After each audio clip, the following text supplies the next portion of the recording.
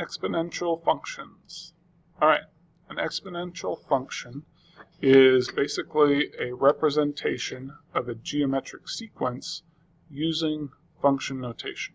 Okay, so I've got my function notation, and I'm saying that's equal to a starting value, times b raised to the x.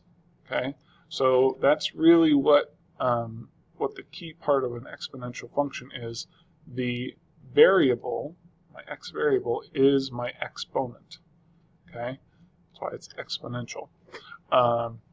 So you can also see that this looks very similar to the formula for finding the nth term of a geometric sequence, right? Starting value, common difference or common ratio, and then my term. Okay. All right. So if this is my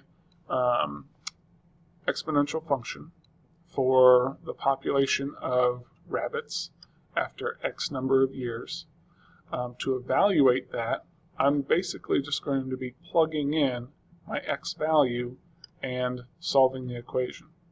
Okay, so I plug that in. I've got 4 to the 2 raised to the 6th.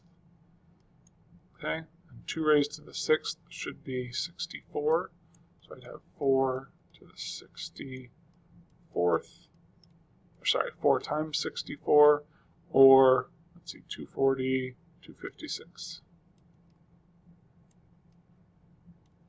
Okay, so I would know that at f of 6, okay, my function evaluated where 6 is equal to x, my function has a value of 256.